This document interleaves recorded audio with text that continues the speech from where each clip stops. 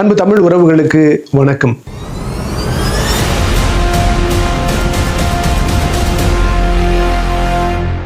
கவின் என்ற இளைஞன் உயர்ஜாதி பெண்ணை காதலித்த காரணத்தினால் அடித்து கொலை செய்யப்பட்ட நிகழ்வு தமிழகத்தையே அதிர்ச்சிக்குள்ளாக்கியது. ஆனாலும் இது முதல் நிகழ்வு அல்ல. இதே போல பல நிகழ்வுகள் நடந்து கொண்டிருக்கிறது என்பது இன்றும் 21வது நூற்றாண்டில் கூட மக்களிடையே ஜாதிய வெறி என்பது அதிகமாக இருக்கிறது என்பதை நமக்கு வெளிப்படுத்துகிறது. இந்த நேரத்தில் கிறிஸ்தவ மதத்தில் ஜாதி இல்லையா என்ற ஒரு கேள்வி பலரிடத்திலும் எழுந்தது.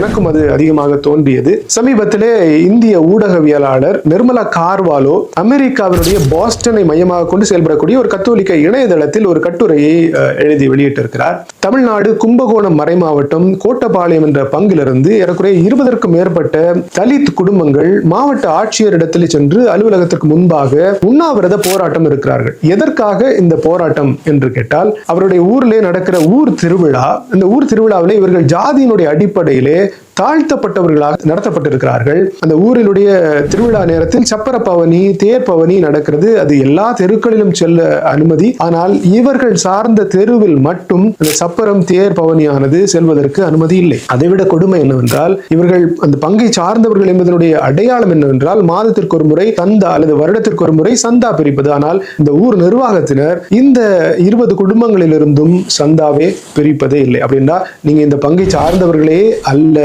நீங்கள் இந்த பங்கில் உறுப்பினர்கள் அல்ல என்று சொல்லியிருக்கிறார்கள். இதை விட மோசமான ஒரு நிகழ்வு இருக்காது.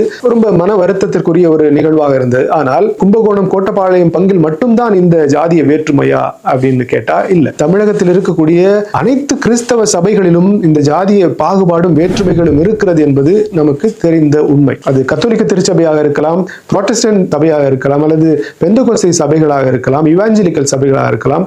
எல்லா சபைகளிலும் இந்த ஜாதிய பாகுபாடு இன்னும் இருந்து கொண்டுதான் இருக்கிறது. பிறப்புக்கும் எல்லா உயிர்க்கும் சிறப்பொவ்வாமை செய்தொழில் வேற்றுமையான். ஜாதிகள் இல்லையடி பாப்பா, குல தாழ்ச்சி உயர்த்தி சொல்லல் பாவம்.